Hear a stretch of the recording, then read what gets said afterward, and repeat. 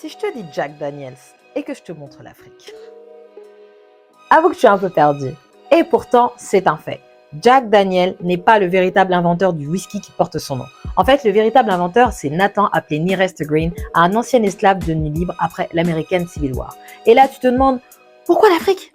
T'inquiète, j'y arrive. Tout commence au milieu du 19e siècle, à Lynchburg, dans le Tennessee aux États-Unis. Les propriétaires de Nearest, que l'on va appeler Tonton Nearest, le font embaucher chez un pasteur local du nom de Dan Cole.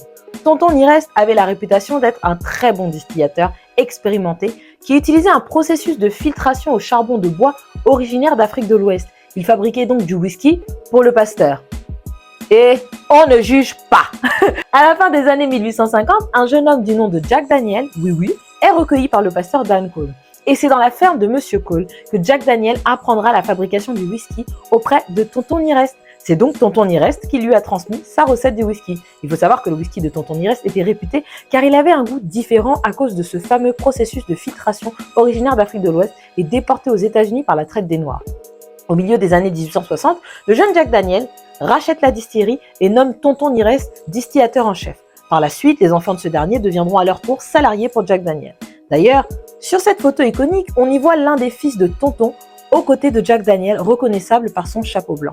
L'entreprise brassera des millions grâce au whisky. Cependant, ce ne sera pas le cas de la famille de Tonton Nearest. Malheureusement, comme beaucoup de nos histoires, la mémoire de Tonton Nearest disparaîtra de l'aventure de Jack Daniel.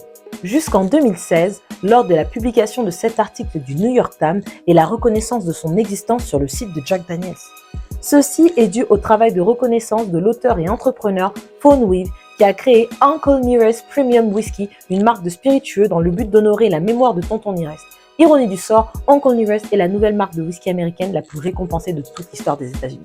En 3 ans, de 2017 à 2020, la marque a gagné plus de 70 prix. En 2019, elle est nommée meilleure du monde par le World Whisky Awards. Voilà, maintenant tu sais tout. N'oublie pas de liker, partager, t'abonner et on se retrouve bientôt pour un prochain numéro. Bye!